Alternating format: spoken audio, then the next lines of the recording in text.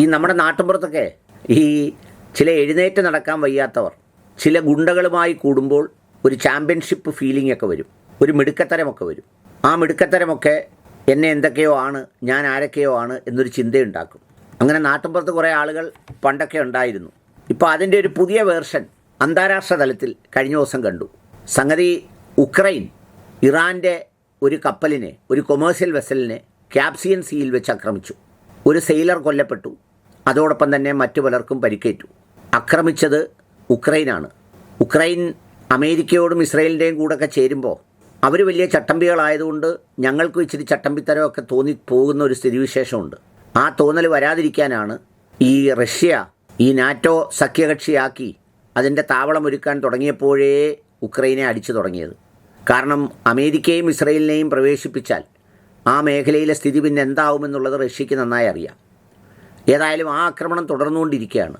അത് തുടർന്നുകൊണ്ടിരിക്കുന്നത് റഷ്യയുടെ ദൗർബല്യം കൊണ്ടല്ല, റഷ്യ അത്തരത്തിലത് ഫിനിഷ് ചെയ്യാൻ പറ്റാത്ത ചില കാര്യങ്ങളുള്ളത് കൊണ്ടാണ്. കാരണം മനുഷ്യരും സ്ഥാപനങ്ങളും കച്ചവടവും എല്ലാം ഈ രണ്ട് രാജ്യങ്ങളെയും ഇങ്ങനെ ഓവർലാപ്പിംഗ് ആണ്. അപ്പോൾ അതുകൊണ്ടാണ് അതങ്ങനെ തുടർന്നു പോകുന്നത്. അപ്പോൾ അതിനിടയിലാണ് ഇറാനെ ചൊറിഞ്ഞത്.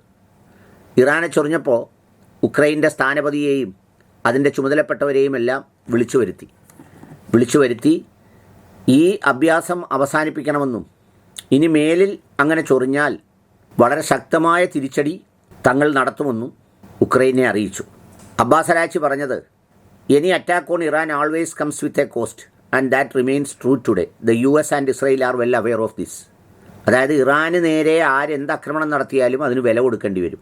അതിന് കൊടുക്കേണ്ടി വരുന്ന വിലയുടെ കാഠിന്യം അമേരിക്കയോടും ഇസ്രയേലിനോടും ചോദിച്ചാൽ മതി, അവർ പറഞ്ഞുതരും അടിച്ചാൽ എങ്ങനെ ഇരിക്കുമെന്ന്. അപ്പോൾ അതുകൊണ്ട് അതൊരു പാഠമായിരിക്കണം. Ukraine do may soon come to understand that Iran does not let actions go unanswered. ഉക്രൈനും താമസിയാതെ വിവരമറിയും, ഞങ്ങളുടെ മേൽ നടത്തുന്ന അക്രമത്തിന് മറുപടി പറയാതെ പോകാനൊക്കില്ല, അതിന് വില കൊടുക്കാതെ പോകാനൊക്കില്ലെന്ന് ഉക്രൈനും മനസ്സിലാവും. The list of those who have miscalculated continues to increase. അതായത് ഞങ്ങളെ തെറ്റായി ധരിച്ചവർ, അതായത് ഞങ്ങൾക്ക് തിരിച്ചടിക്കാൻ ശേഷിയില്ലെന്നും ഞങ്ങളെ ആക്രമിച്ചാൽ ഒന്നും സംഭവിക്കില്ലെന്നും വിചാരിക്കുന്നവരുടെ എണ്ണം കൂടിക്കൂടി വരുന്നോ എന്നൊരു സംശയം. അതുകൊണ്ട് വളരെ കൃത്യമായി അമേരിക്കയോടും ഇസ്രയേലിനോടും ചോദിച്ചാൽ മതി, അതിന് വില കൂടുതലാണ്. അതുകൊണ്ട് അത്തരം അഭ്യാസങ്ങൾക്ക് തിരിച്ച് കണക്കിന് മറുപടി തരും എന്ന് ഉക്രൈനെ അറിയിച്ചു. ഉക്രൈൻ ഏതായാലും ശാന്തമായി അങ്ങനെ നിൽക്കുകയാണ്. അടി കൊടുക്കുമെന്ന് തന്നെയാണ് ഇറാൻ പറഞ്ഞിട്ടുള്ളത്. ക്യാപ്സിയൻ സീയിൽ വെച്ചാണ് ആക്രമിച്ചത്. ഇറാൻ്റെ ഒരു കൊമേഴ്സ്യൽ വെസലിനെയാണ് ആക്രമിച്ചത്.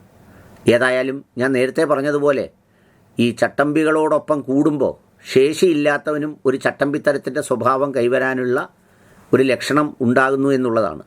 അങ്ങനെ ഉണ്ടാകാനുള്ള സാധ്യത മുൻകൂട്ടി കണ്ടാണ് റഷ്യ അപ്പോൾ മുതലേ ആക്രമിച്ചു തുടങ്ങിയത്. അതിനൊരു ഉത്തരം കൂടിയാണ് ഇറാന് മേൽ നടത്തിയ ഉക്രൈൻ്റെ ആക്രമണം.